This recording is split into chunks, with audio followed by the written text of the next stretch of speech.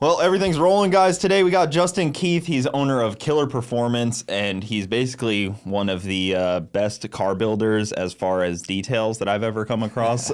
I've never seen anybody that kind of gets as detailed oriented as you do on cars.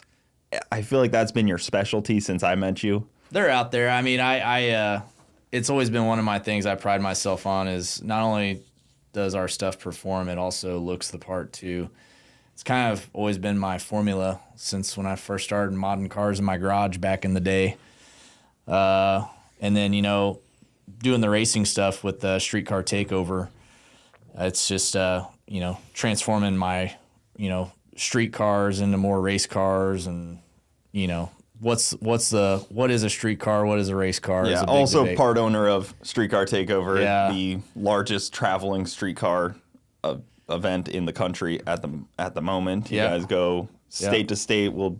You've already heard all about that because that episode came out before this one. So right. Yeah, you guys already heard about Street Car Takeover, but killer year coming up for it. So so I own a shop in Kansas City, Missouri, and it's called Killer Performance. I co-own it with a guy named Curtis Smith. He's from Denver. We actually I met Curtis at a Street Car Takeover in Denver back in like 2016, and it was funny because our first event in Denver that we had was kind of a shit show, and Curtis came up to me and you could tell he was a local. I was like, oh man, what's this guy gonna chew my ass about? And he came up, he's like, oh hey, my name's Curtis, blah blah. He's like, yeah, I'm having a lot of fun here. He's like, we get to make a lot of passes because it wasn't really that busy. The event was. And I was like, yeah. And he walked off, and I was like, man, that guy's awesome. He came up to me and complimented, the event and said he'll be back next year. And we started talking a little bit more, and he's like, yeah, I'm moving to Kansas City. And I'm like, oh, that's where I live. And he's like, oh, yeah, well, I'm actually moving, like, way far out, like, in, like, a very, like, far suburb of Kansas City. He's like, you probably never heard of it. I'm like, well, where at? He's like, well, Pleasant Hill. And I'm like, I live in Pleasant Hill. So... And then, that just kind of popped, and he's like, yeah, we're not going to move for like another year or so. And I was like, oh, cool. And then one day there's a car show at Pleasant Hill they do once a month on Friday nights, and I'm just walking in, and we just like walk past each other at this cruise night in Pleasant Hill. And at the time, I had just bought a Mustang, first Mustang I've ever had, and I already blew up the engine in it, go figure. And I knew he was a Mustang guy, and I'm like, hey, like, give me some pointers on, pulling an engine. He's like, just bring it over to my house. I'll do it for you. So that's how Curtis and I came to meet. And then what year was this? Like 19? That was in 2018. Okay. And then we got to talking. We went to lunch a couple times, and I was like, I've always wanted to start a shop, and I think Kansas City really needs a good late model domestic shop. And with my expertise in the GM stuff and your expertise in the Ford stuff, I was like, I think we can make a really good team out of this. And that's kind of how it started. We had one tech, Tim. He's still with us to this day. I've been friends with Tim since I was 16 years old, so I've known Tim for going on 20 years now. He was our first tech. He's a Mustang guy. And now we're up to 4 techs, 1 fabricator, 1 powder coater, and 1 parts guy at the shop. Wow. It seems like it has grown really fast from my point of view. Yeah. And I feel like it's because of your approach to a shop that's a lot different than other shop owners that I've seen, where I've seen other shop owners make mistakes. As an outsider, I see them make these mistakes. I don't own a shop, but when you see like simple things where cars sit on lifts for too long or stuff like that, where the people bring their own parts and they get to decide their own build, really, that seems like where a lot of shop owners go wrong. Yeah, it's really easy to let a shop get out of hand really quick. It's very easy to, rob Peter to pay Paul type deal. I see a lot of shops go under because of stuff like that. It's one of those deals. I was a service rider at a large GM dealership for almost 10 years, and Curtis was a manager of a bank for about 20 years. And we both have, other businesses. And when we started the shop, it was really just to help out the Kansas City community with having a good shop that they could bring their cars to and be trusted and get good quality work. And it quickly caught on, that was our reputation that we had. And, there's some growing pains in there. I mean, I'm not going to sit there and tell you, every single car that leaves our shop is perfect and never breaks. I mean, they're performance cars. Yeah. Stuff breaks, A lot of the times the owners, they get these cars and they make 1,000 horsepower and they go out there and drive it like it's a stock 300 horsepower car and stuff breaks. Well, that's where you as a shop owner also have to talk to these people and manage expectations. You're almost interviewing them Yeah. when you're doing a build on their car. I have like an interview process on customers that want builds like that. And honestly, like there's been a lot of them that I just turned down the work because I know it's going to be a headache down the road. Well, everybody wants to walk in and be like, I want 1,000 horsepower. I want 1,500 horsepower. Yeah. But the things that come along with that are not for everyone. Right. And they need service, and then now suddenly your shop becomes a service shop for all these cars that you built? Comeback shop. Yeah. No, I mean, really, we've built a lot of cars out there, and with doing the R&D on my 19 ZL1 Camaro, we found a lot of stuff that works and works very well. That car, held the 6th-gen Camaro quarter-mile record for the longest time, and it finally just got broken about a month ago. But that car's been the same combo for 3 years. Only thing I've changed is a timing chain guide, which at the time they didn't have actual guides. It was just a tensioner. Mm-hmm. So I broke that, and I've put some U-joints in the drive shaft. Yeah, That's I was looking. What's your PB in that car? 756 at 181 at 3,900 pounds. So Nemo, still IRS, 6th gen, 400. Yeah, it's a turbo 400. It's got a late model engines, stock block sleeve, 390 cubic inch motor, some CID heads, twin Garrett 76 millimeter turbos on it, G-Force 9-inch IRS kit. I've always liked that car a lot. It's such a good looking car. And it's weird because the 6th gens, you don't see them drag race that much. You really don't. And so that's kind of the cool thing I like about it. You see a billion Mustangs of any generation. Yeah. And then 5th gen, 6th gen Camaros are just... you just don't see them. Yeah, and what's crazy is the 6th gen's actually a very good platform for drag racing, especially street car stuff. There's guys running 7s on stock shocks and springs, which I think what people don't realize is I don't like IRS, but on marginal prep, a good IRS can be so much better and so much easier. But then once your car wheelies with IRS, you kind of can't tame it down. Right. You're kind of screwed.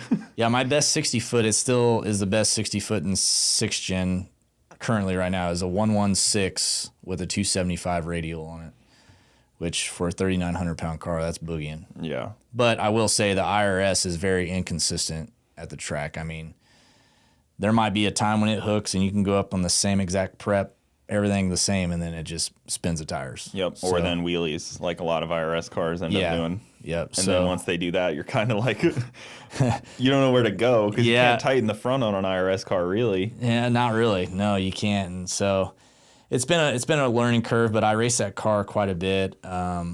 It's cool when you pull that thing in the lanes and guys are looking at it, and then it goes out there and busts off a 760 in competition. Mm-hmm. Guys kind of like, man, what the heck's done to that car? And then they look inside of it. It's got factory heated, cooled seats in it.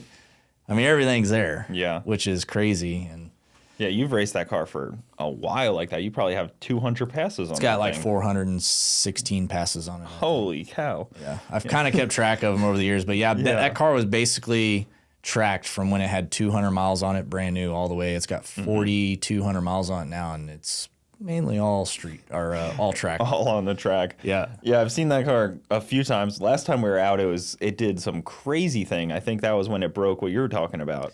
Yeah, probably broke a U-joint or a drive shaft or something. No, when we were in what's it called? North Carolina, and the timing was off all of a sudden. Oh, that was in Darlington. Darlington. Yes. South Carolina. Yeah, that was you were at that. Yeah, we were trying to figure it out. We were trying to diagnose this thing, and I'm like, why is it just spitting fuel out the front of the turbos? Right. Like it's completely 180 out. Yeah, that's what it was. It was a timing chain tensioner that broke, and we took it back to the shop, pulled it apart, saw it, called late model engines. They're like, hey, we got this billet chain guide now. So put that on there, and they fixed the heads, fixed the valves, bolted, and it's been like that for the last 2 years now. Do you find it weird that you've made that many passes and people are still not catching on that 6th gens are good? You know, for drag racing? I try to, post a lot of videos. I have a YouTube channel, Stain Killer Productions, and we post a lot of videos on there of the car doing well. I'm always, posting it on Instagram, Facebook, like, hey, this car's, running good, everything. We're winning races with it. And still, like, there's just not really any fast six gens out there. And this isn't just a small focus group. You go all across the country. Go everywhere. To every racetrack across the country, and there's still few and far between. There's more BMWs right now running 7s. Trust me, I know. I literally was just telling a guy on Instagram today, I shared a post of a new 2 Series BMW running 7s, and I'm like counting them because Pure Drivetrain Solutions, they build a bunch of trannies, and I'm just going on their Instagram counting all of them. There's more BMWs in the 7s than 6-gen Camaros right now. That's so weird.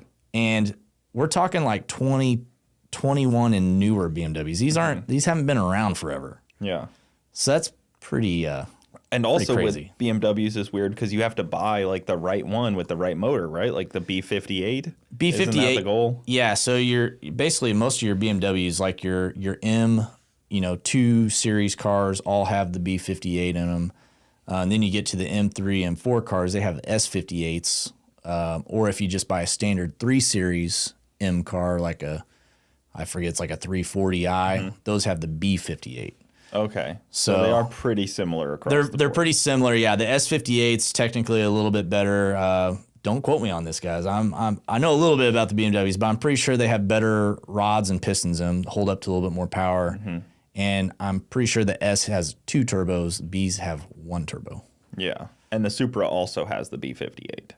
Yes. The new Supra. The Supras do have the B58. There's been a rumor that they're going to get an S58 though for interesting. new That doesn't mean much to me. Right. I don't know. Right. Like if somebody was like, no, this one has the S50, I'd be like, yeah, congrats. Like, I don't know. And I've had my fair share of them. I've had a couple new M3s. I've had an M4. Right now, I'm currently daily driving an X3M, which has an S58 all-wheel drive setup in it. It's interesting because I feel like BMW up until now has always used different engines across everything in their like lineup. Now they're like Dodge with the Hellcat engines. They're like, yeah, we'll just stick this in everything. Or like they're like, oh, Chevy used that LS and everything. Let's just do that. Yeah, exactly. That's an interesting move because I've always just seen BMW to me as like, oh, every car has a completely different everything. Yeah, honestly, I love it. I love that BMW is sticking with the gas-powered combustion stuff. I love that Ford, just came out with a brand new Mustang. That's manual transmission, V8. It sucks that, I think that if Chevy would have refreshed the Camaro and left it V8, LT4 or something, I think they could have sold a lot of them, but I don't make the calls. If I did, everything would have a big V8 in it. It felt like they were really close to greatness. Like the 5th gen, and then they refined it to the 6th gen, and then they were like right there, one more twist of the knob. Like let the engineers just twist that knob one more time, and they would have been like, yeah, it's like give us an LT5 10-speed Camaro. Like, yes, that would have been so epic. And then they were like, I don't know, Cadillac will do something cool. Yeah. Which is so unattainable to everyone, though. And Cadillac is doing some cool things right now. They are. They've always been doing cool stuff. Escalade V, the CT5V Blackwing. Yep. The ATS-Vs were cool, but they never caught on as much as they should have. Some of them things are fast. Have you seen those? They're cool cars. They run like 9-second quarter miles. They just don't sound good. No. That's the unfortunate part. I know. Yeah. There's some V6s that do sound good. Like GTRs have a good sound. But I think that's about it, though. Yeah, that's probably about it. I think the Nissan has the only good sound in V6. Maybe like an old Buick or something. Yeah, like Grand National or something. Even those sound a little weird. Yeah. It doesn't. It's just unfortunate because I talked to an engineer like years ago at Cadillac, and we were talking about the ATS-V, and I was like, it just doesn't sound like it has a sound. And he was like, he like kind of huffed. He was like, I know. I lost an argument on that one. Like he was like, I tried to like keep pushing to like make it sound better, like something with the cams or exhaust or whatever, and he's just like, I lost. Right. But the engine in the Escalade V, they have a lot of potential with that. So they've been saying LT4. Well, it's not an LT4 in the Escalade V. It's It's a 2.6 liter blower, so it's basically like an LT5 supercharger without port injection on it. There's some minor differences in there, but I didn't realize it was a 2.6. I thought it was a 2.3. That's it's a 26. huge. It's a 2650 Holy supercharger. cow. Yeah, they're big. Yeah, Massive. They went all out on that. That engine in a Corvette ZR1, I mean, that's why they had to have those crazy hoods, because the engine sticks out of the cowl about this much. It really only fits in a Escalade or in a Corvette with this craziest carbon. Well, yeah, I mean, ever part of seen. the hood is the engine. Yeah, I know. They always take that carbon cover off. It makes me so sad. Yeah, I know. It's for cooling, you know. I know. It just makes me sad. Lets the heat escape. I get it. That was always Jeremy's thing. Was like you would open the hood like a Faster Proms, and he would like weather stripping would be off and stuff. And I know it helps, but like it's sad. Yeah, and that's another thing. Like GM, you know, they built that car for 1 year, 2019 ZR1. I think still, in my opinion, that's the baddest Corvette they've ever made. Yeah, and you're a GM guy at heart, so this stuff is deep rooted into you. Yeah. So you probably have more knowledge than me. I kind of have a base level knowledge, but I don't pay attention to that, $250,000 Corvette that much because there's so few of them. They're so expensive, and they're going to be so rare that people are just going to put them away. Unless, A lot of people are going to put them away. I don't know, man. I went pretty crazy on mine, but You're the rare exception of this stuff. Yeah, I mean, there's Because like the C6 one of the best Corvettes ever. Yes, and I agree. I think it's abuse those. C7 ZR1, I think, takes the cake, but the C6 ZR1 is right behind it, in my opinion, as far as. And then you get in the interior, and you're like, ugh. Yeah. Like, yuck. Then there's that. But in my opinion, you touch the carbon fiber that's like hydro dipped. Yeah. You're like, Chevy, come on. Yeah, come on, Chevy. You got all this carbon fiber everywhere else on the outside, and then we get this hydro dip interior parts. Which I think that's one thing the C7 really stepped up on was interior. Yeah. Got a lot better. And then now the C8 interior is just, in my opinion, it's one of the best. Didn't they redesign it already? No. From when they first came out? I thought they changed up a little bit because I felt the buttons were stupid on the way that they went up the side. Have you driven one? Yeah. I didn't really mind them too much. I thought it was weird because it was weird. Kind of like definitely had to get used to it, but I don't know. I see why they did it. It kind of streamlined the interior look. It doesn't look like there's buttons, but there's a ton of buttons. Yeah, there's like a whole line of them, and you kind of have to like. What I didn't like about the C8 was riding in the passenger seat. You feel like you're in a sidecar, like on a motorcycle. You can't see any of the controls. No, like you literally feel like you're not even part of the car. Like you're like, yeah, I'm just hanging out over here. Like, let me know when we're done driving, type deal. It's an interesting car because I recently saw the Z06 version of it, and those look really good. They do. The base model one, I didn't really care that. Like it almost looks a little odd. Like I don't mind base model C7s. It's a $65,000 car too. Yeah, it's a good deal. It is but you're kind of, I guess not anymore. I was gonna say you're kind of stuck with what you get. Yeah. But now they're doing superchargers on them, right? Yeah, I mean now so they unlock the computers on. Now you can fully tune them. The transmissions are close, I hear.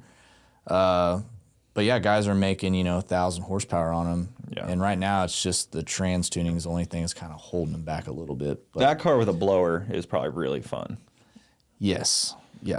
We did a Pro Charger on one at the shop, and it picked up 150 wheel horsepower. Still drove completely stock. I think personally the turbos are the way to go on those. Really?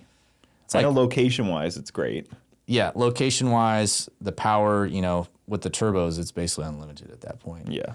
And then the way that the engines are set up in those cars, the front of the engine is actually against the firewall. Yep. So it makes the supercharger stuff a little tougher. But do you think that's?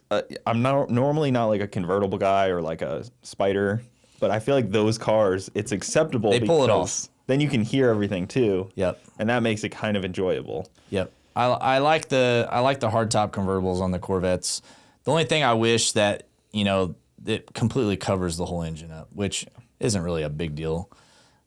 It's weird that when it rains in those cars, the engine inevitably just gets soaked. Yeah, like it's just rain is wide just open to water. dripping right on everything. Yeah, which sucks because like if you go to wash it or you get stuck out in the rain, I mean you're washing the engine bay. Yeah, because it's not like it's hidden. You see it. Yeah, and there's vents that go right into the engine, like right onto the exhaust. I'm like, that can't be the best way to do this. Like, at least put some kind of gutter system or something. It is very crazy. It was one of the first things I noticed about those cars when we first got one at the shop.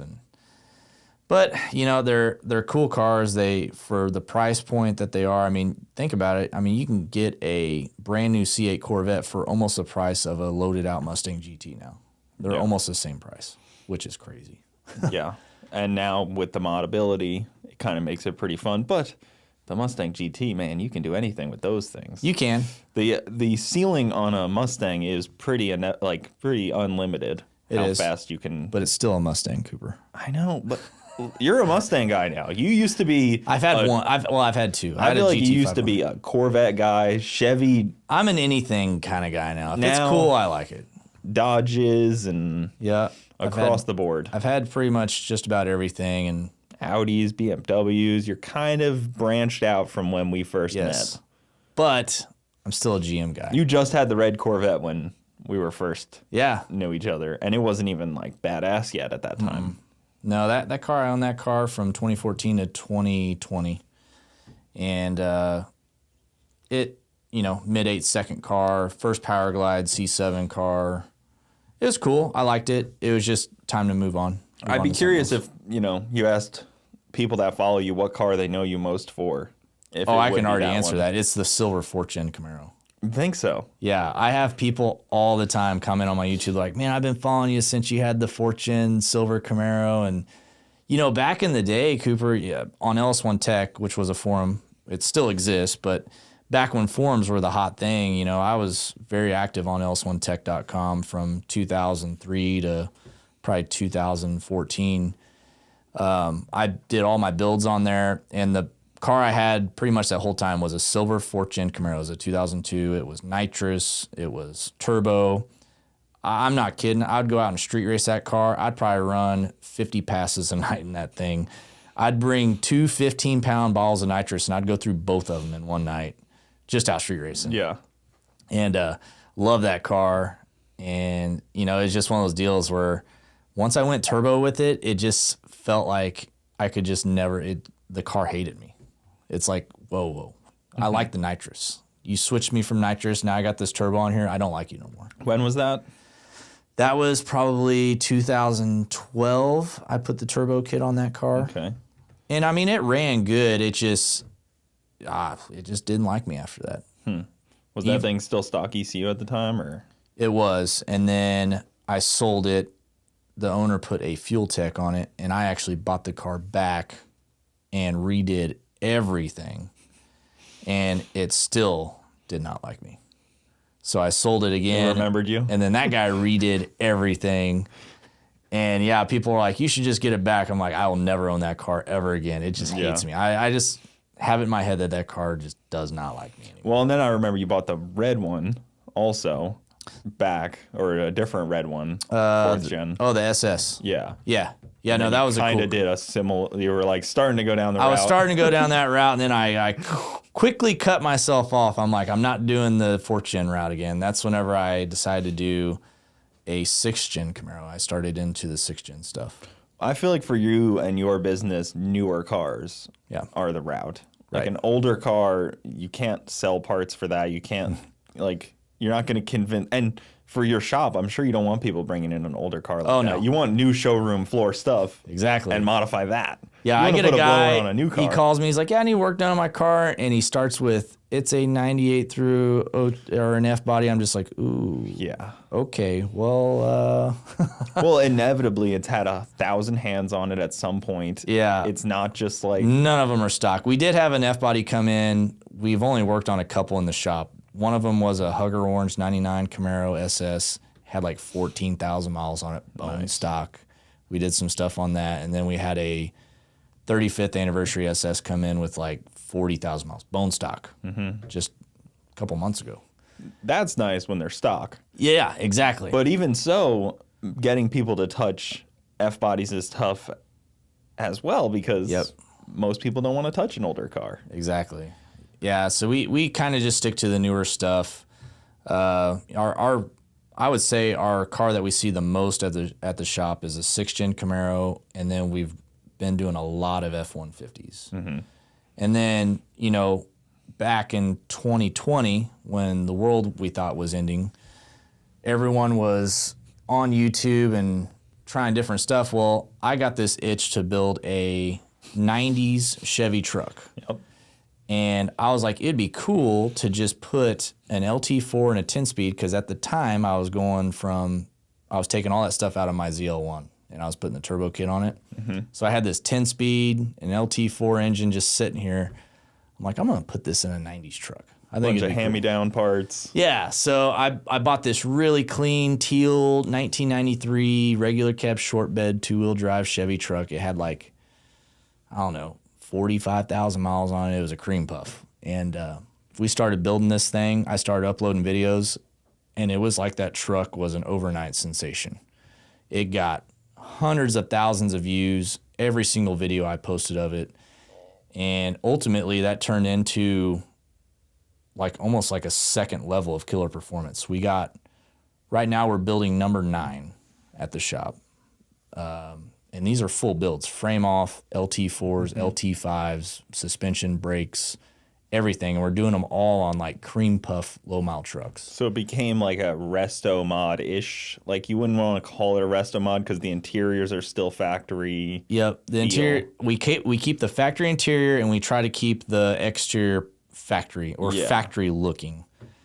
But everything else, suspension, brakes, wheels, frame, everything gets changed. And I mean, they were just a hit. So we built the teal one. It did well. Then I was like, I got to outdo that one. So I built an LT5 truck, which, you know, at the time you can get an LT5 for 15 grand. And now you can't even touch one for under 30. So we don't do too many LT5 trucks anymore. They're mainly LT4. That's crazy. They doubled in price like that. Yeah. Everything doubled in price. I know, but shoot. Yeah, that's a painful one. And then the only crappy thing about this whole deal is like the OBS market, which that's what that body style 88 through 98, that's just kind of the term they give it.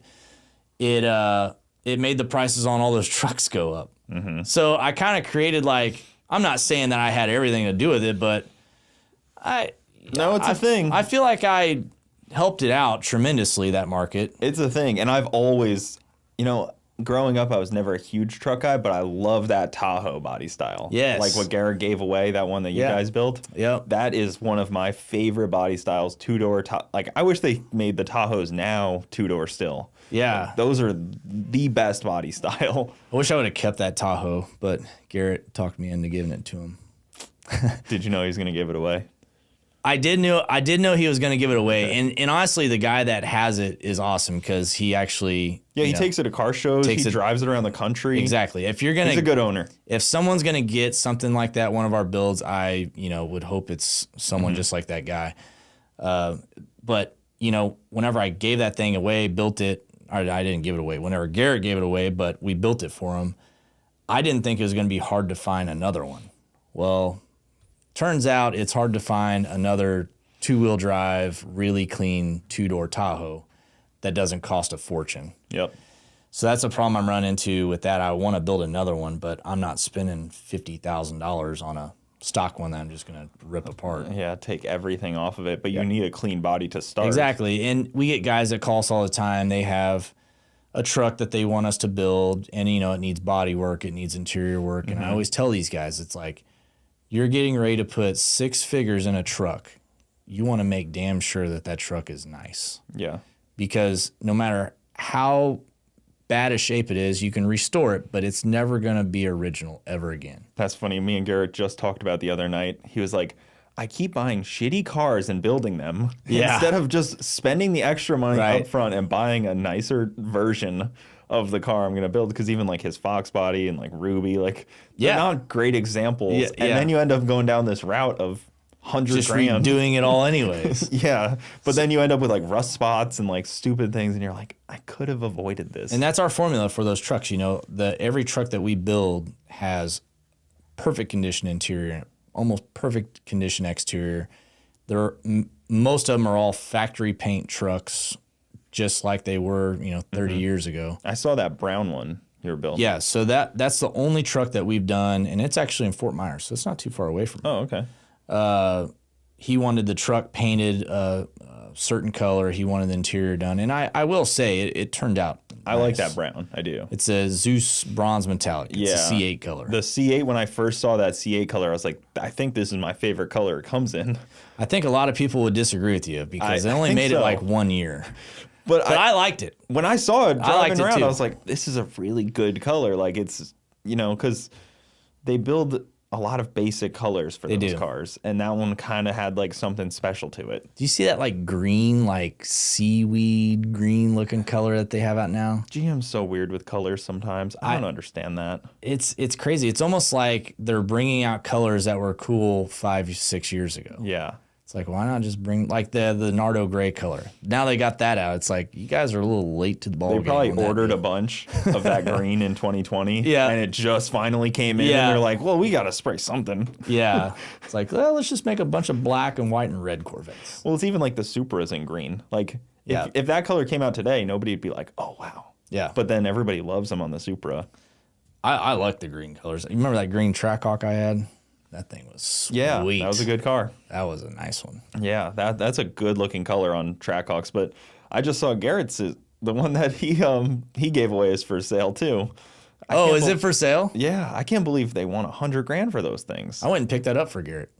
You've been a part of almost every giveaway. I don't know about that, but he called me and was like, hey, I need you to go pick up a Trackhawk for me. I'm like, okay, where is it at? He's like, it's Overland Park, Kansas. I'm like, oh, yeah. It's like 30 minutes. I'll go out there and grab it. And I didn't know what he was going to do with it, but after getting it and then calling him and saying I, picked it up and stuff, and I quickly realized that it was a giveaway. I'm like, man, this is an expensive giveaway. Because I want to say, a used Trackhawk's like $100,000. I mean, that one's for sale right now for $100,000. Yeah, which is a deal because I think Garrett paid close to that for it. Plus all the parts. Yeah, and then all the parts. I mean, it's got $9,000 trans. I mean, we did stuff to it. It's 9-second SUV. The blower's been ported. It's got tuning. Blower. It's got lowering kit all the stuff. Suspension on it. Yeah. Wheels, 2 sets of wheels. It's a good deal. It's a really good deal, and it's a rare color. But again, I don't care for an SUV like that. Really. I just don't. I don't see myself going over 70 in an SUV. I'm pretty slow moving. Are you a pretty slow, standard moving driver out on the public roads? Very. Like I could see that. Super slow, cautious. I could see you being the guy I'm like honking at behind, like, man, get out of the way. I'm just not in a rush anywhere, so I kind of just like, take my time. I breathe. can see that. Like, there's no reason. I got 2-month-old with me half the time. True. Yeah, safety first. Yeah, and people in Florida are so crazy. These drivers. We were talking about cut the wrong person today. off. Yeah, I mean they're weaving in and out of traffic, and it's like on like donut tires. Like 2 of the tires are spares, and they're like cutting you off at 90, and you're like, oh, okay. Yeah, it looked like there was a car that cut me off earlier getting into town. It looked like, I don't know, something exploded in the car. Like the back window had like this huge like stain like just on the back window. I'm just sitting here. I'm like, what is that? Like, person's just driving around. It looks like a chocolate milk exploded inside the car. It's insane down here. So, do you do in-house tuning also, or how do you work at that? So our tuning, the way it works is Justin, Just Tune. He has a shop literally around the block from us. He does all of our GM tuning. Justin's done all my tuning on all my cars since basically I started driving cars, and he does all of our Mopar and GM stuff. And then when it comes to the Ford stuff, any of the Coyote stuff, we use Lund and Palm Beach Dyno. Yeah. Curtis does all that stuff, but basically we do mail order email tunes with the dyno. Lund is so good at that email tuning. They have that stuff down to a pat, and it's cool that we can, build this crazy Ford vehicle that makes 1,400 plus horsepower, and we're just emailing tunes back and forth. And they're usually done in like 3 revisions. That's what I've heard. Everybody that deals with that tuning back and forth. I've had Lund on here and we've talked about it a little bit. And he's like, yeah, I prefer to tune in my boxers. If you get me in a dyno, it's rare. Like if you have him sitting in a car, it's rare. Must be nice, right? Yeah, Must be nice. All of his tuning's done sitting in his boxers on his couch. That guy's tall. Yeah, he is a big dude. Yeah. Probably also part of why he doesn't like climbing in and out of cars. Yeah, the first time I met him, I was like, man, I'm never talking shit to you on the internet ever again. Like, geez Louise. And he's a pretty calm guy. Like, yeah, he doesn't get too fired up. And then, you know, when they go racing, like his newest car, the Grey Goose, freaking it's fast. Rushed it at World Cup. Once they take a couple gears out of that thing, though, it's almost just like a 400. I almost think it's cool with the 6R80 in it. Like, that's kind of like the cool factor of that car. Yeah. Like, I don't care if it's only running X number, but... I mean, it went, what, 680 back to back? Yeah, like, cool. Is that the next step for your car? You think it's got a 6 in it? Think the turbos could do it? It's still heavy. Yeah. I refuse to strip that car down. And we're adding more bars to it. We're putting basically it's a 750 cage going in it, and we can make it a 6.0 cage if we want. We just got to do the floor bars. But I'm still trying to keep all the interior in it and not gutting it. Yeah, how do you do that with those seats? Because it's a tough balance on safety to have stock seats. So I did ditch the stock seats with this cage. We're doing a race seat in it, which saved about 100 pounds. Yeah. Just changing the seats. Do you put a Kirky in it or like a race tag or something? Doing 2 Kirkies, yeah. Of course, man. I got to do some type of red stuff in that car. I know. I've been wanting to get a race tag because they're so freaking nice. They are. They're cool. I was wanting those, what are those carbon fiber seats? I forget the Tilton. The Tillet. Tillet seats, yeah. Yeah, Garrett has one in his C7, but it is uncomfortable as can be. I'm See, sorry. And that's what I kind of remember about that car too. Yeah. I'm sorry to the company. They're $2,000 seats, and they are not. They do not do anything for my back. They do look cool though. But I don't like the Recaros in my CTSV. I can't drive that car for more than like an hour and a half, 2 hours. Really? My back is killing me.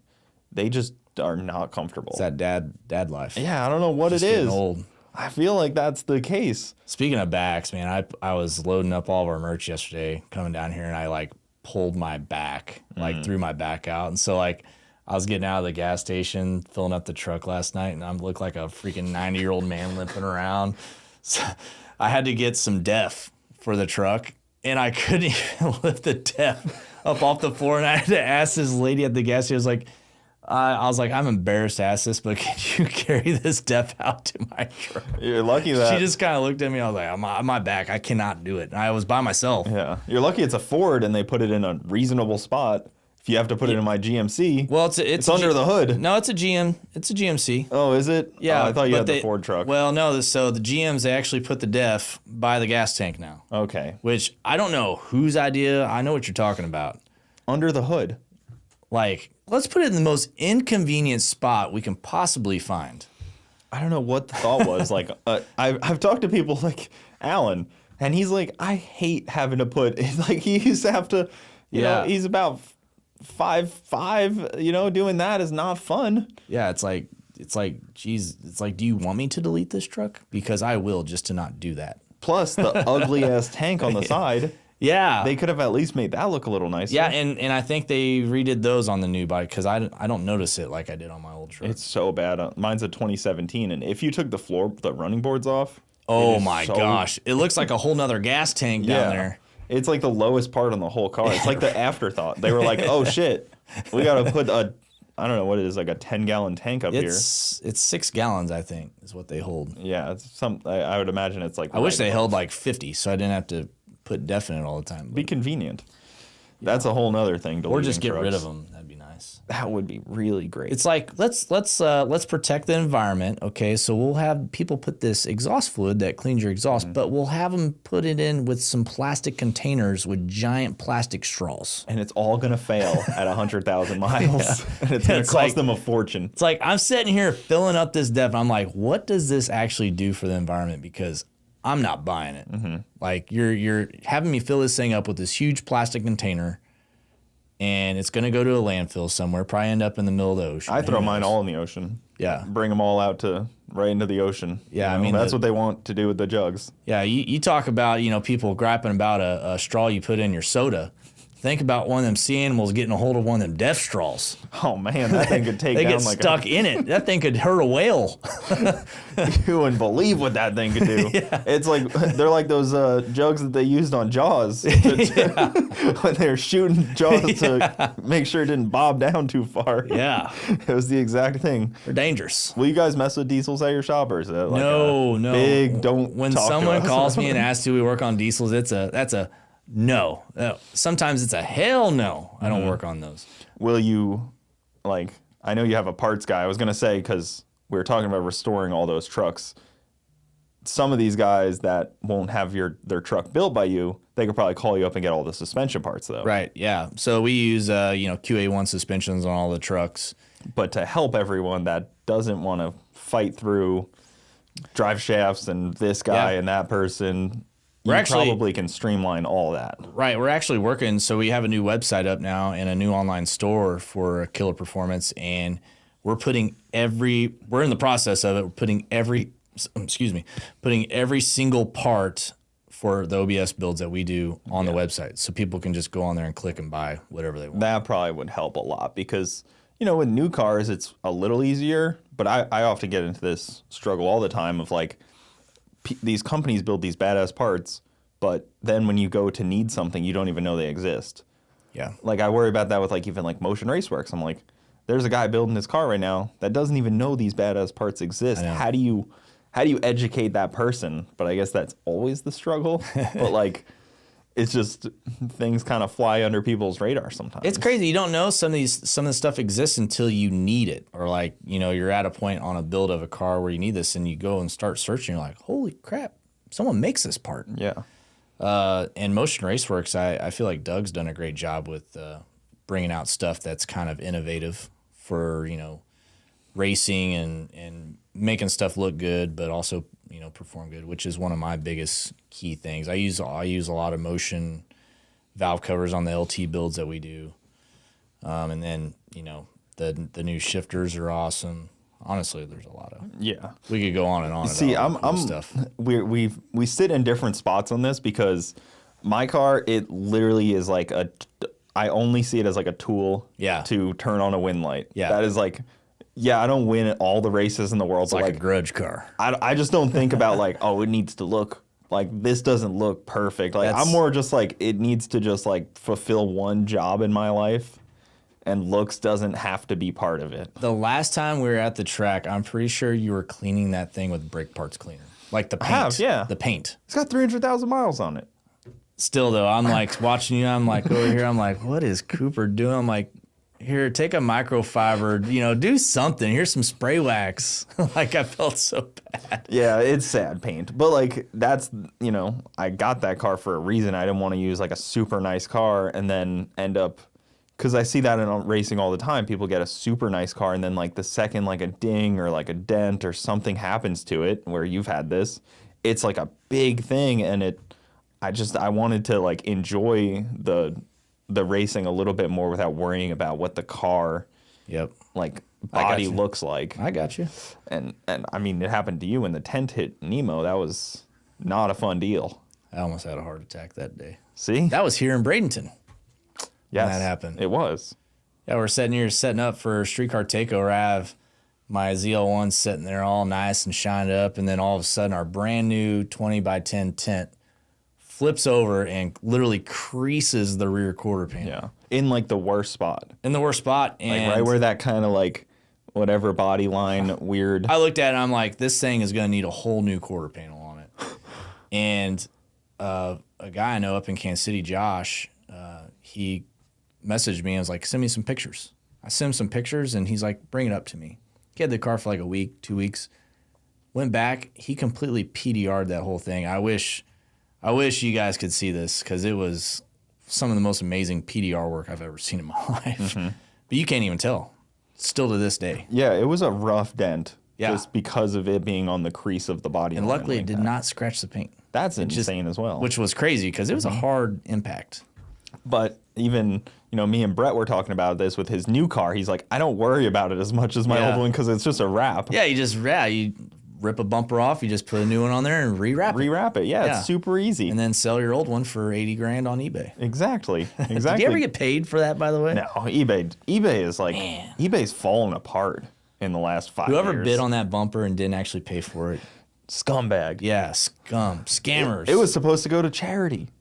Yeah, right. You were taking money out of veterans' pockets at that point. It must feel good. Unreal. Yeah, but even like Garrett's car, I mean, his, they put a big dent in one of the front panels on Mullet. I don't know what happened. It was like right by the turbo or something. Put like a dent out. But I feel like Mullet was too nice. It was like nice. Garrett's motto is look okay, but run really good. Mm-hmm. And whenever he was doing Mullet, he was telling me, he was getting it all painted and looking nice. I'm like, so are you gonna like patina this paint? Like, what are you gonna do? He's like, no, it's gonna be perfect. And he actually, my gray Corvette, that's why he wanted that color, was because my C7 was that color. Yeah. And that was a thing to paint that car. Yes. Right? Yes. Painting a C7 is no easy task. No. And then we also did a wide body conversion on there, which you have to rip the rocker panels off of the factory tub.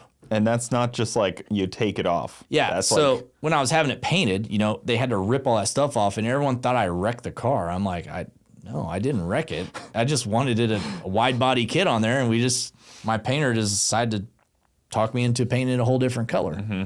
And I'm glad he did, because it turned out phenomenal. Yeah, it looked really good. The paint on that car was glass. I mean, it was better than any other Corvette paint ever. It really was. Because GM is not known for their Corvette paint. No, and I'm always like a factory paint guy. So, of course, Justin Tanner, the guy that painted it, he's like, let me paint it. Please, just let me do it. It'll look perfect, blah. And I'm like, no. And then I was at SEMA, and I'm starting to look at all the cars at SEMA, and I call them, I'm like, all right, let's do Nardo Gray. And SEMA builds hit you. It was like, I had SEMA got into my head, and I was like, we got to do something crazy with it now. So, I'm glad we did it. Remember when that guy wrecked his Corvette and then tried to pull the insurance deal? That was at a Street Car Takeover Phoenix. That was like 2015, 2016. Yeah, I think that guy's still in trouble for that. I don't know. Hey, if you're listening to this, we don't know your name. But I don't know him at all. I just know that he wrecked his car at the drag strip. Yes. Tried to take it away from the drag strip and say he wrecked it. Yeah, I had some insurance company calling us, asking us about it. And I'm just like, I don't know anything. It may have been at my event. It may have not have been. I don't know. Yeah. We have a lot of white C7 Corvettes. I was going to say, but in 2015, a white C7 Corvette crashed. There was a lot of videos of it. There was a lot of videos of it. That guy didn't really think that one through all the way. I think 1320 had it up in 2 hours. They had it up before the car even got off the track. Before he even took it to the highway. Kyle was foaming at the mouth whenever that thing wrecked. Yeah, it's the right color for Kyle too. Yeah, it was. Yeah, that was a bad deal, man. He was fine. It wasn't like a wreck where he was even potentially hurt. No, it was just enough where the car was totaled. Yes, and it's easy to total out a fiberglass bodied car. Every year at Street Car Takeover, we probably have an average of 3 to 4 wrecks a year. Mm-hmm. I've seen pretty low average. Pretty low average, for and 20 events. Thank God, no one out of all the years we've been doing this, I don't want to jinx ourselves by any means here, but no one's been injured because honestly, a lot of the guys are doing their safety stuff now. Mm-hmm. The engine diapers. We watched one guy total out his truck last year. I'll never forget it. Spun on his own coolant, lifted ahead, and didn't have an engine diaper on, and literally spun out in his own coolant and just wadded the truck up. I felt so bad for these guys, and I preach it at all of our events that, buy an engine diaper. I mean, I have one on Nemo. It doesn't. Everyone's like, well, it's a street car. Why do I? It's like, what does it hurt? I have a belly pan under my car. Yeah, belly pan, engine diaper.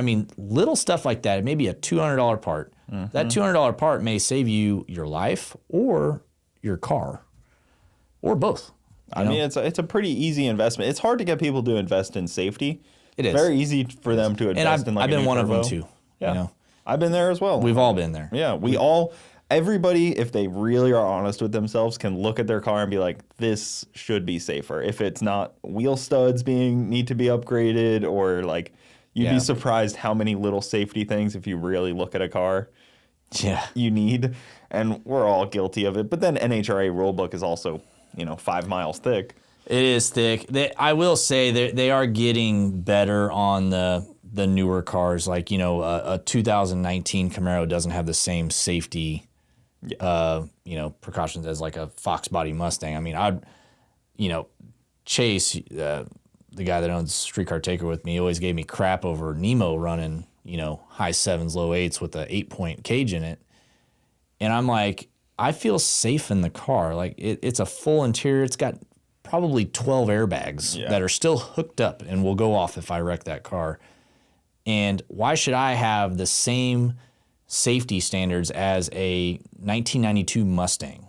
It's like there's a big difference there. But the flip side is you're also much heavier. I am heavier. So you carry a lot more momentum when things go wrong. That is true. James's 240, that thing, it goes fast, but it's so light that even a wall tap, he hit the wall and it just bent a wheel, and he hit the wall full speed. Correct. And it was just a bent wheel. And, a heavy car doing that is... You're right. But I mean, the newer cars, they have so much more metal on them. Yeah. They're rated to wreck at those speeds. I mean, a stock ZL1 Camaro does 203 mile an hour out of the box. I think it was a ZL1 like yours I've seen where the airbags went off from a wreck and the cage actually stopped one of the airbags. Oh, really? Yeah, because the cage was there and then the airbag. So the airbags that could have helped him kind of just didn't do anything, and I was like, that's kind of sad. Yeah. No, there's stuff like that we fight with all the time, doing what I do, but at the shop and stuff, we have a guy that does cages. We're doing Nemo's cage, like I said a while ago in the video.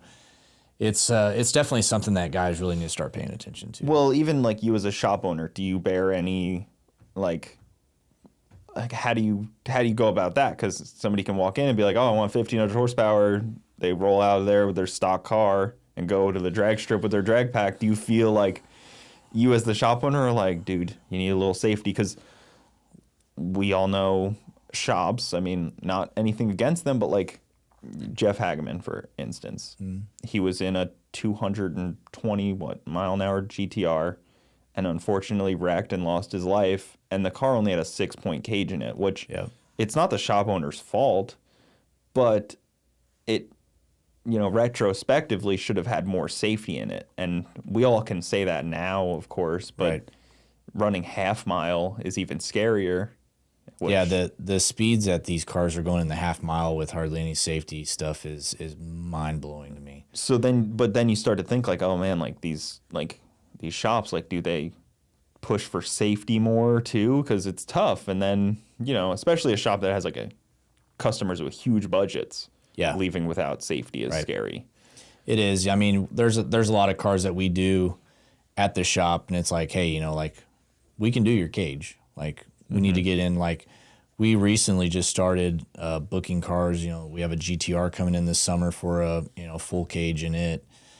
It's one of those deals where at the end of the day, it's really up to the customer. It's you're not their parent, of course. Yeah, it's their own butt they're trying to save. If they want to take it serious, they need to take it serious. But the best I can do is I can coach them. I can give them examples of here's what can happen that's bad whenever you don't do this stuff.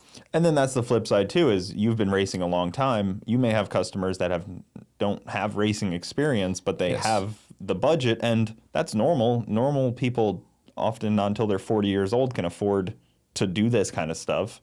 And that's kind of the standard. So those are the guys I talk out of doing the big horsepower builds. Yeah, that's fair. Just not even doing that route. There's a lot of them. I mean, we started off this video. I'm saying I interview customers when they call in for those builds, and I'm not lying. I've turned down a lot of guys that want, big high horsepower builds. They got the money to do it, and I just don't want any part of it because I know it's going to be a mess. Half of them, you could probably be like, just go buy a new GT500 and call it a day. We'll put a pulley on it when you're bored. Yeah. Yeah. Or, I mean, you can go buy a twin turbo V10 car. A lot of these guys do have the money to do it. You can go buy a twin turbo V10, R8 or something. The car runs high eights in the quarter mile, and you could do it while sipping a drink going down the drag strip. And they're way safer on the street because they're not just going to break loose once they hit second gear and the boost comes in. Yes. Like a lot of these rear-wheel drive cars. You build a twin turbo Mustang, and the second it grabs third gear, suddenly you're 200-mile-an-hour wheel speed in the back. But the all-wheel drive stuff is awesome right now. And they seem like they're all twin turbo now. Yeah. Is there any of them running around that are NA? I don't think so. I think they're all twin turbo. I think they all have turbo kits on them. It's crazy. But the F-150 thing is completely just exploded. Why F-150s so exploded over like regular cab short bed GMCs or Silverados? Because of the... Is the Coyote that much better? Well, for one, you can't buy a brand new regular cab short bed V8 GM truck from basically 19 on. And the other reason why the Fords are so popular is because they're aluminum bodies. They weigh like 4,400 pounds. Really? So you're talking it's basically an all-wheel drive Mustang. Yeah. The diffs, the guys are putting the Raptor front diffs in them, putting the good rear diff in it, drive shaft. You don't have to do anything to the transfer case, nothing. And these trucks are running just unbelievable times. A lot of them are street. It's funny too because like you're saying it's a Mustang, but like it is similar weight as a new Mustang, but it's solid rear axle on a leaf spring. And you can get it either all-wheel drive, but even the rear-wheel drive ones are really good. Yeah. Oh, yeah. Especially if you're going to the track. But, I mean, for, like, street, like, if you're going to do, like, no prep racing or, like, run on the street, four-wheel drive is hands down the way to go. I also feel like power adder options for Ford stuff is insane. Ford, in my opinion, has always had just whenever they come out with something new, it's like the aftermarket's already there. Yeah. I mean, GM's just not like that. I wish it was. But it's just not. Like there's like 18 different blowers I think you can get for those things. There is, yeah. Yeah, you got, turbos, you got, superchargers, prochargers. There's everything. Mm-hmm. We built a lot of them at the shop. Obviously, Manny at Midnight Performance, he's, in my opinion, just crushing that market. Mm-hmm. It's awesome what he's doing with them. I need to get him to come out here. Yeah. Come be on. Yeah. Shoot, man, Manny, I've known him. I remember back in the day we used to street race down in Houston in TX2K when he had a white Mustang, and all of a sudden, like, he got a shop, and then he started building cars, and then it was like the F-150 thing was just kind of a accident.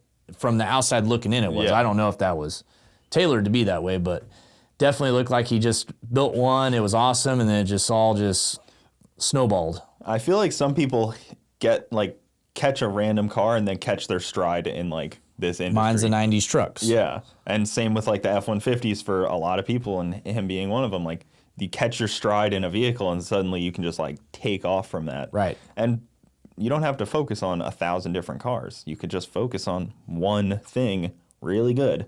Yes. Do they have the 10-speed in those things, or they have both the 6-speed or the 10-speed? It's a 10-speed. So the 18 and up, 18 and newer trucks have the 10-speed in them. The ones before that have the 6-speed. And then that's also where they got GM too. Is GM and Ford both developed this 10-speed, but then Ford's is better. Allegedly. Allegedly. I just don't think people are pushing the GM 10L80, but the 10L90 that's in the ZL1, shoot, those transmissions are holding 1,200 horsepower stock. You don't have to do anything to them. Oh, wow. So, in my opinion, that transmission is a little bit better, but, you throw, clutches and stuff in a 10R80 and it's, they're holding up the same power. And then the 6R80s, obviously, everybody knows how great those things are. Great transmissions. Yeah. It's John Lund. Yep. Even Brian Luna down there. He has the IRS one. Who else had the 6R80? Jim. Yeah. Jim had one for a little while. Yeah, that thing. He's finally getting more safety in his car. I've been pushing him for a while. We were talking about it at PRI where I was like, I'm going to do it. He's like, I'm doing a cage. I'm like, oh, yeah, safety brothers. Yeah, I've been pushing him. I'm like, you need more and more safety, and now he's going to, next level up from me. But he already went 200 miles an hour. Right. Yeah, we're doing pretty much the same cage in both of our cars.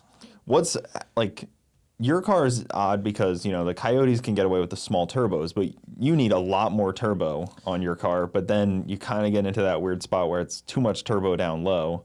Right. Yeah, I'm running those Garrett G45 76s right now. They're great turbos. We're actually going to bump them up to the 80s, the 80 millimeter ones with the new engine I got. But, you know, I'm hoping to make around 2200 horse. Reliable 22. Spicy. That's a lot of power. It takes a lot of power for a 3,900 pound car. Yeah. I'm trying to get to like 3,650 race weight. But at least it's 60 foot swell. You're not like, you don't have to be in one of those situations where you have to just dump in the power out back. Yeah. Like a lot of guys have to do where they can't 60 foot the car, so they just endless amounts of power, and it goes like 125 60 foot, but then 205 out the back, and you're just like, okay. Yeah, I'm ramping all the boost in less than about a half second. That's what we do on my car. People are like, where do you ramp in the boost? I'm like, I'm leaving with it. Like, like my boost graph on my Holly looks like this. But it's so easy now.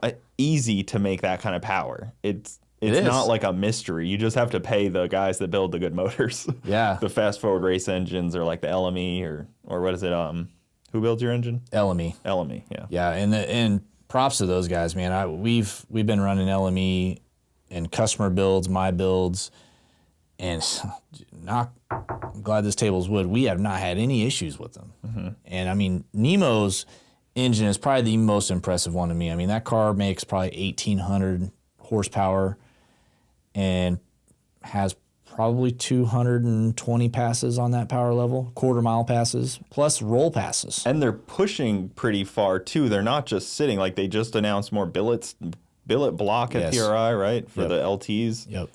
They're doing all the dry sump stuff with motion they were posting about. Like, they're actually, like, pushing the envelope, not just kind of like, oh, this is what we build. Exactly. No, and that's another good thing I like about those guys. They're always trying to figure out a way to make stuff better, which is cool. You know, some companies just kind of make one thing like, yep, that's what we do. You could buy it. Yep. Keep buying it. Yeah. And then when they quit, you know, people quit buying them, they're just like, well, we're on to something else totally different. They don't try to upgrade. Well, the LT has pretty good options, too, because the aluminum blocks are really good. They have a billet block, and then the L8T. Yeah, L8T, that's a 6.6 iron block. And that's what Doug Cook has hit in his car now, is the iron block. So you have good options. Really good options. So I'm going with an LTR block, aluminum block this next time around. And I was going to go with that L8T, but it's 100 pounds. Yeah. So I mean, if you can... I was just trying to save the 100 pounds. I'm trying to get the car lighter. Adding 100 pounds on the nose wouldn't be the best move. Right. So...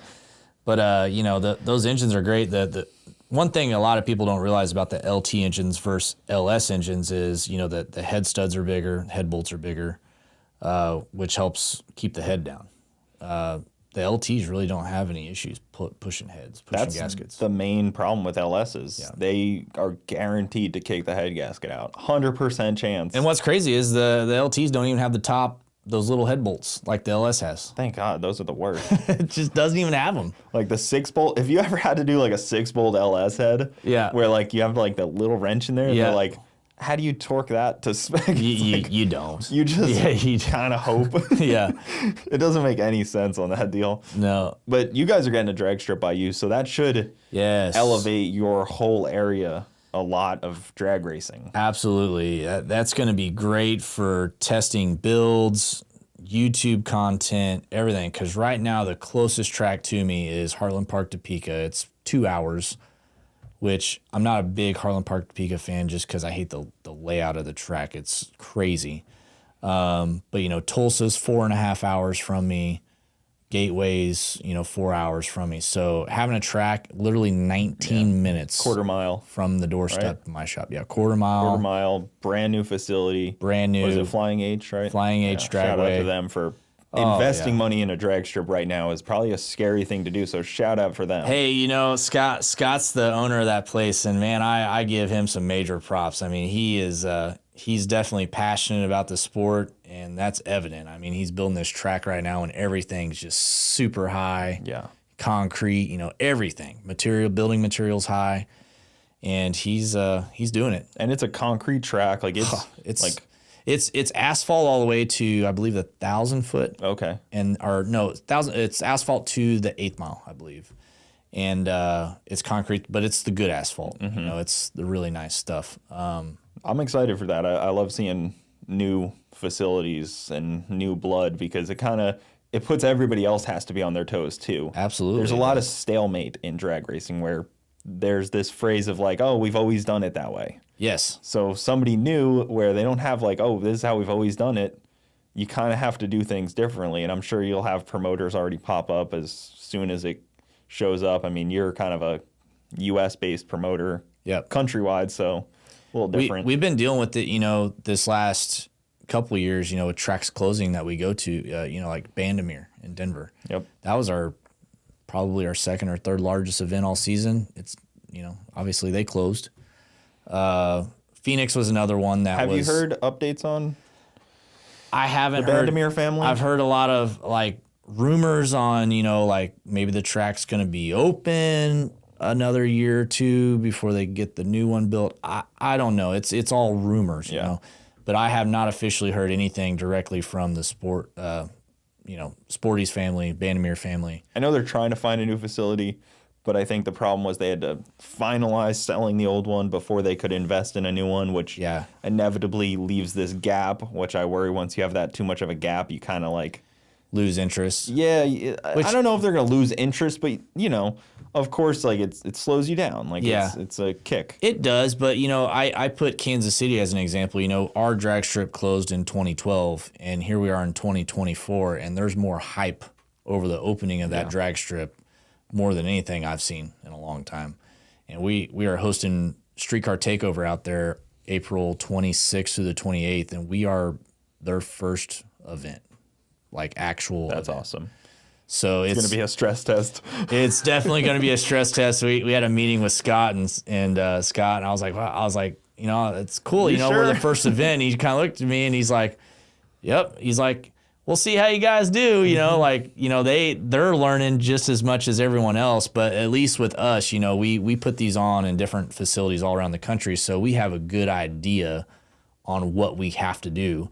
Obviously, the first year, I mean, it may be a complete shit show. We don't know. But the one thing we can do is we've had a lot of events in the past where they've been way busy, or, you know, everything that, you know, bad could happen happened. And we dealt with it. You know, it's just part of it. You know, Charlotte last year, we show up and the track is seeping water because they had so much rain that week. It comes up through the rubber. And we could not get it to stop. And here we are, it's a beautiful Friday, probably 78 degrees outside, 80 degrees, and I'm having to say we can't race. And I got 600 racers there ready to go. And it just sucks because it's like, you don't know that's going to happen until you're there.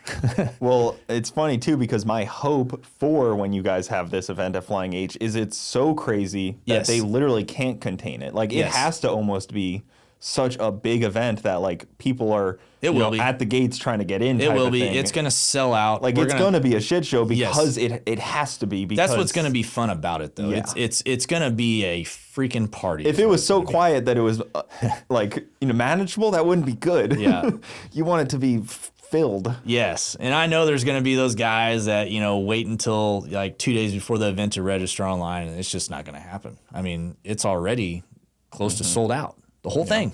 So. And I would imagine, like, if you're a racer and you are showing up, know that you are showing up to support a new facility. Right. Less than you're showing up because, you know, oh, this is going to be the best racing I've ever done all year. You know, it'll probably be great racing, but, like, you have to understand it's going to be a new everything. It's going to be some growing pains for sure. You know, the track staff is going to be new. You know, we're going to be new to that track. Yeah. I still have only been there one time. So it's new to everybody, and I hope that, you know, if we do run into some problems, I hope people just, you know, understand that. Because even like BMP, they redid their whole surface 2 years ago now, last year, whatever it was. Yeah, last year. And, you know, they were down for a while, and then that first night when they opened back up, like, there was so many cars, and tech cards sold out immediately, and people were getting 1 or 2 passes in, but like, you knew what you were going there for, Exactly. and you knew it was because you were supporting, like, You're a part of the moment. you were part of the moment of BMP, like, being back and putting all that money into it, and you wanted to give that $20 because you knew what they just put up, which was huge. I mean, Victor didn't have to do that. Right. And that's another thing, you know, like you mentioned the $20 thing. Like, I think races back when I was like 16, they were like $20 to get in. They're still basically the same price now. Yeah. 25. And that's with all this inflation. Like, a lot of people don't understand, like, you know, for us to put on an event, we have to pay our staff more. We have to pay more in fuel. The hotel prices are just out of this world right now. Prep prices, you know, the facility rentals, you know, they're charging us more because all that stuff is adding up for them too. And it's like the prices have went up, I would say 35% from where they were at in, you know, 2019 to now. And we kept our prices pretty much the same this whole time. And that's just because, you know, like everything else is getting inflated. Like, why should drag racing have to get inflated too? Like, we want people to come out and, you know, if it hurts our bottom line, it just hurts our bottom line. That's all there is to it. But, you know, we have guaranteed payouts, all that stuff, which, you know, we talked about that in the last video, you know, with Chase and I, but I don't want to get too much on the don't street car overlap takeover. the two. Yeah. But I think it comes down to a lot of tracks need to figure out how to make money from not just the gate as well. You know, like their concessions are important. need to be open more. I've never seen any track do really much merchandise besides Atlanta, and they closed. Yeah. I think Atlanta was the only track that really had merchandise. Yeah, and food's a big thing. I see so many tracks fail at the food. It's crazy. You want to know what's funny? The track with the best food that we've been to, and I mean, we go to some nice places. I haven't had the Bradenton Motorsports. I heard it's good. It is good food. Bradenton Motorsports Park. But great food. Edgewater Raceway Park up in Ohio? Cincinnati, Ohio. Yeah. They have the best food I've ever had at a racetrack, hands down. Like, I look forward to going there just to eat. I know that this is the same weekend as Street Car Takeover, but I was looking at South Georgia, and those guys at Lights Out, they cook. I heard they have some food up there for sure. Those guys, but that's in the pits. Yes. But when you're at a race for 5 days, yes, you almost got to do something. you got to cook. I can't imagine. Old RG at 316 Speed, he always has some good food cooking. He does. When he throw shows down up to as the well. races. Yeah. World Cup's always had some good stuff too. Yeah. They do well, but I bet they have like food from like all different kinds of genres. Like, yeah, you go walk around World Cup and people have like a wok that's like 8 feet wide, and they're just like flipping this thing, and I'm like, oh, cool. People are rebuilding the Hondas and stuff. But that's the nice thing about your events too, is because they're 1 day, 1 2 days. 1 or 2 days, yeah. You're not like you don't have to prepare the same way. Like I'm not bringing a spare trans. Yeah. Because I know I'm not putting a trans in between rounds. So it's like it kind of takes racing down a little bit to a different level. Yeah, and you know, it's one of those deals where we have, can we host a 4-day event? Sure. Would more racers probably show up for it? Probably. But it's kind of nice just to be able to go to an event, be able to race for good money and points on a lot of the classes, being like in a championship deal, and be able to just show up Friday evening and you're done Saturday night. Yeah. And you're home Sunday, ready to go Monday for your work week. Well, like TX2K coming up, you know, me and Jim were talking about it. I love TX2K. I do too. For years. Peter does a great job at that event. He brings in really good racers, but he does. It's the first qualifiers on Tuesday. I know. And the final race is on Sunday night. Yeah. Like, if you go from Q1 to winning Sunday night, it is like you get out of that track and you're like, what is reality? That's a lot. Like, I was thinking, you know, because I'm signed up for the street class, and I'm just thinking, I'm looking at the schedule, and it's like, man, like, if I'm there from, say, I got to leave Monday, that's a whole week I'm gone from my shop. That's a whole week without me. Like, is it even worth it for me to go? Like, I'm looking at it from a financial standpoint. It's like, how much money am I missing out by not being at the shop for a whole week? Yeah. Just to go race my car that I race, 18 other times a year. It's tough. It's tough for an average guy that has to work to make ends meet. And if you don't stay on property, it makes it more tough, I think. You know, It makes it way more tough. like me and Bronte, we went last year, and we're traveling back and forth every morning. And Hotel you're there, room's $200 a night. yeah, and you're there all day with just a truck. You're not there with an RV all day. Like, it makes it like tiring. Like it's a grueling deal. That's a long week of racing. It is, and I love it. I love like all my friends are always there. Right. That's probably half of it. Honestly, like that's why I TX2K I've been going since 2009. I was going before Kyle Loftus was going. And you were going for street stuff for a lot of it. Shoot, yeah, I drove my C6 Corvette down there in 2009. It had a cam and some headers in it, and I probably raced everything but the police on the streets that weekend. Back when it was like everybody at the Omni. I may have even raced a couple cops. I don't know. Basically, anything that pulled up next to me, I was downshifting into second gear, ready to rock. Well, one of the tech guys every year is a cop. Yeah. Like, I saw him one year, and he's like, "Oh man, you guys were crazy on the street last night." I'm like, "What the hell's going on?" I get back from TX2K 2009, and I text Kyle, and I'm like, "Dude, you have to go to this. Like, it is so much fun." And then, of course, 2010 he was there, and it was cool to just watch it explode. Did he make his first DVD that year also, or was that? I think so. Okay. I think it was 2010. Yes. That's so cool that it was DVDs. Yeah. That's such like a crazy part. I still say, like, when someone comes out with a new album, I'm like, yeah, their new CD, and I always catch myself. I'm like, because there's some people like, what's a CD? You hear that fresh vinyl? I'm like, a CD? Oh yeah, everything's digital now. But I still catch myself still saying CDs. Do trucks still have does your truck still have a CD player?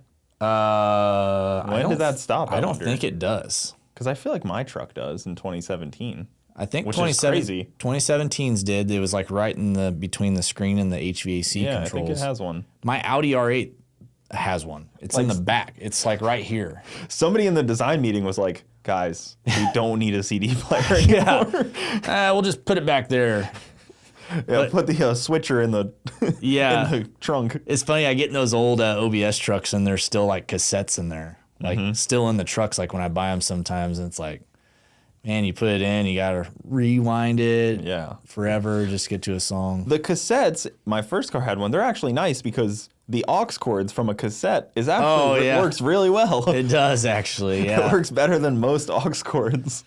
And then, like, you go back to, like, the 8-tracks and stuff. That was before my time, but I feel like the 8-tracks were pretty cool for cars. So TX2K was mostly you street racing when you first went.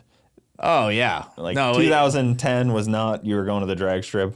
I mean, I think it was probably like, I didn't even go to the drag strip. I didn't even know they had a drag strip event in 2009. I just thought it was like you go to the hotel, you go street race. Like, who puts on this street race? Yeah. Yeah, like. And this was not like, oh, you roll up to the dig spot and they're spraying prep. This was like roll race street racing. You're rolling down the highway. It was 1,000% roll racing. Yeah. At least from what I took in. Because a lot of people think street racing now, and they're not thinking, I mean, it's always been like that, but they're not thinking you're starting from a roll at 70 miles an hour sometimes. Right. Yeah, I mean, back when TX2K, was first like really starting to take off, it was all highway racing. In my opinion, that's where a lot of that started at. Because I would go out street racing in Kansas City, and it would all be from a dig mainly. Yeah. So I thought it was cool, go out there and all this roll racing, all these high horsepower cars on the highway. And V10s, Vipers. The first time I went out to Houston, I pull on that turnpike there right in front of like the Omni, and it was just like, oh, like you got chills because they had these huge lights on the freeway, and it's like 5 lanes of just concrete as far as the eye can see. It was a beautiful sight for a guy, a young guy like me going out there. Houston highway systems are overwhelming. They are. Like, I remember I was like, my first time in Houston, I was driving under a highway, and there was 5 more levels of highway above me. Not just like 1 or 2 like overpasses. It's like that in Dallas like, too. It was overlapping many of times. Yeah. I was like, I can be like 4 stories up. Yeah. It's pretty wild how they do their highway system out there. That's why it's good for racing. It's awesome for racing, but I feel like it started to take a turn from street racing focus more to track focus, probably like in 2016. 2015. Yeah. Basically when they switched over to Houston Raceway Park. I remember when I started going, everybody kept telling me how much better it used to be. That's a real bummer to hear your first year. And I think the event is cool now as a track event, and I still think the street stuff is happening. But now, you know, we're in a whole different city now. It's in Dallas, which, in my opinion, Dallas and Houston, freeway-wise, is the same. And it may be better for it to get out of Houston. Yeah. I mean, it may, like... For a street racing standpoint. Houston was way too hot, I guess you could say. The cops were loading up. They knew what was going on. They were prepared every year. Now this year, you kind of throw a new city a curveball. Yeah. But I don't necessarily... I mean, yeah, it was fun back in the day. But I think everything... I don't necessarily think it was TX2K's fault. It's like that. I think a lot of it's the internet, the Facebook, the Facebook groups. That's kind of what ruined street racing everywhere. And I'm not saying street racing is ruined, don't get me wrong, but it's a lot different than it was 10 years ago. Used to be, you know, it'd be this parking lot, we meet up there at this time, and this is where we go after, this is where we go after that, because you didn't have, you know, Facebook groups, you didn't have all this stuff back in the day that people just posted up. Oh, we're here, we're here. No, you just all had to stick together as a group the whole night. Houston's weird too, because like my first time there, I was with Kyle, and you know, you're trying to coordinate with people. They were basically like, hey, go try to talk to people all day and get numbers to like know where the street racing is tonight. And I was like trying to like coordinate with people, and like you would talk to somebody, they'd be like, oh, I'm here, and they would send you the location. It's still Houston, but it's 2 hours away. I know. I'm like, well, it's unattainable. I would put 1,000 miles on my car during TX2K week, just out on the street. Mm-hmm. And the amount of time that I put into where things just didn't go off, like 2 cars never ended up racing even though they were next to each other. I know, yeah. That was frustrating. Yeah. I can't imagine what Kyle's went through, because I did it for 2 nights with them. I don't, like Kyle to hop in all those cars with random strangers, not knowing if they can drive or what. I mean, kudos to that guy. I couldn't do it. No. I'd be a nervous wreck in them cars. When I first did it, I was like, oh, this is so cool. And then, like, you know, you started to look back at it and you're like, that was not something I would do now. Yeah. You do a lot of stuff when you're young, and, you know, grown-ups are always like, yeah, you're dumb. Yeah. But then you look back and you're like, man, I was dumb. Well, like, my thought at the time was like, oh, you know, this guy's got like a 1,200 horsepower car. He's a trustworthy guy. And now I know people with 1,200 horsepower cars, and I'm like, oh, no, they're not. Yeah, there's some customers that come to our shop, and, you know, they pick up their cars, and they're like, yeah, can I go for a test drive? And I'm like, yep. You want to go? Nope. Yeah. I'm good. There's no joy in that. No, yeah. None. And for a living, for a long time, I had to professionally ride along with probably the best driver I know, but also one of the scariest drivers I know at the same time. If I die in a car, I want to make sure I'm the one that's the reason why I'm dying. For sure. I want to be the one driving. And it better be something cool. It better be something cool. I'm definitely not dying in someone else's car that they wreck. No, if it's like some Prius or Honda Civic or something. I'm going to be pissed after all that goes down. I'm going to wake up and be like, man, I'm so mad right now. Exactly. Yeah, it better be a cool situation. Yeah. So, like, you obviously just hit 100K on YouTube. Yep. How much has that influenced the shop growth? I would say it's influenced it very much. Because there's like a few shop owners that I know that do YouTube content, and then there's some that don't, but it doesn't matter. But I feel like that's the biggest marketing tool that most aren't using. It is, I would say, hands down the biggest marketing tool. I would say most of the cars that come through our shop, 60% of them are out of state, not even local. And they're all people that watch YouTube. That's so crazy. Yeah, Curtis. So we just started a YouTube channel for the shop, Killer Performance, and I'll put it all in the description. We got a couple thousand subscribers already on that page, and we put a video up of F-150s, and Curtis handles all the Ford stuff. And literally the next day after we post that video, Curtis had like 5 or 6 F-150s get booked to come into the shop. Wow. Just off that YouTube video. Basically make that video, now you have to hire a new tech. Yes, we did. Yeah. We put a lift in yesterday before I left, and I'm sure you're always looking for techs, because that seems like a big growth difficulty. It took us forever to find our third tech position. It took us forever to find a really good third tech, and we finally found one, Donnie. He's awesome. If Donnie's watching this video, he's been just a blessing to the shop. He's like another Steve, which Steve's awesome. And then we got Cam, our fabricator, which do you know Cam? He works for SCT. With the beard, yeah. So we have Cam, our fabricator. He's really good. And then we started powder coating at the shop. Well, you know, powder coating, we do a lot of stuff, but there's a lot of downtime. Well, that guy that powder coats, he's also a GM certified tech. So we put him a rack in, and he's doing wrenching on cars in between powder coating stuff.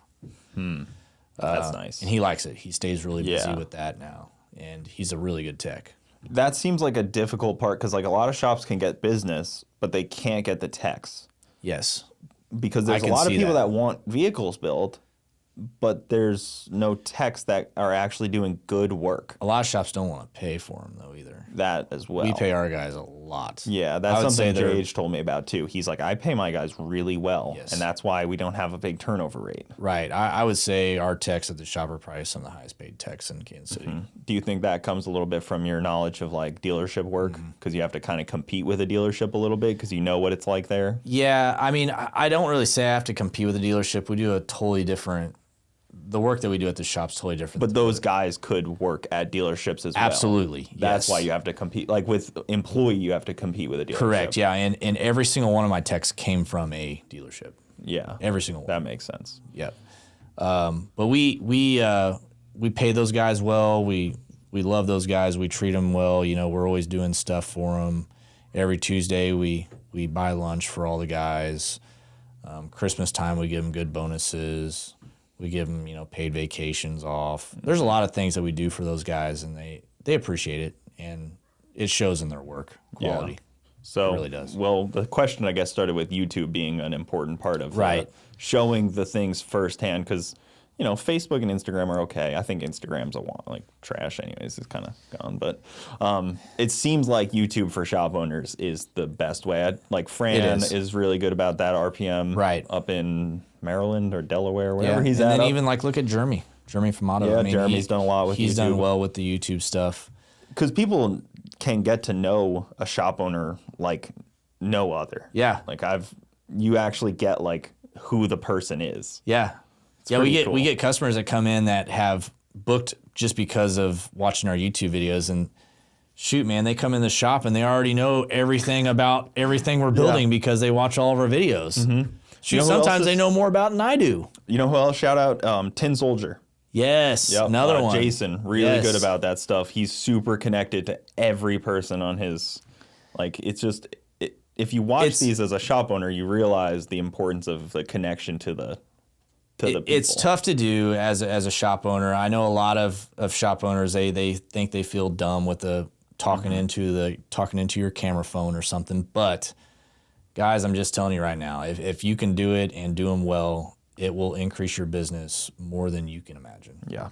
I mean, it's hands down why we have seen success so quick. And it's free to do. If people don't realize this, you already have the camera. It is literally free to do.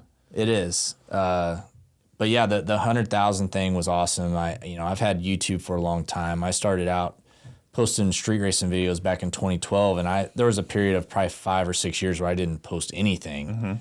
But I always go back, it's like, man, what if I would have just kept it going from 2012 on? Because back in 2012, I mean, there wasn't really anyone posting street racing videos like I was on YouTube, besides maybe Kyle. Yeah. And I had like 20-something thousand subscribers on YouTube back in 2012, which was unheard of. 2019 and 2020, a lot more people blew up across YouTube. They did. It became a lot bigger of a market for everyone. I think COVID helped out with that. People sitting at home. Well, that's what Clay Milliken was telling me. He was like, I never posted a YouTube video until, I was bored. Once they canceled NHRA for that year. And then now he's like the face of NHRA because that's awesome. He just did it himself. Yeah. Like he's just like, it's just me. Yeah. And he's a great example of that. It's cool to see, like a media outlet like that being able to bring business and stuff to just normal people, taking something and turning into something off making some dumb videos and posting them online. Yeah. Well, we'll wrap this up because we got more to film. But guys, check him out. Stain Killer on Instagram, right? Is this still Stain Killer? It's Justin Keith _SCT on Instagram. Okay. It used to be Stank Killer. Used to be Stank Killer, yeah, back in the day. Yeah. And then it is Killer Performance. Yeah, Stank Killer Productions on YouTube, and then Killer Performance on YouTube as well to see all the cool shop stuff. Everything will be in the description. Check out his shop if you're in the. I mean, I guess you get most from out of Kansas City, anyways. But check it all out, guys. Street Car Takeover, Justin Keith, all that good stuff. But that'll do it, guys. We'll see you next time. See you guys.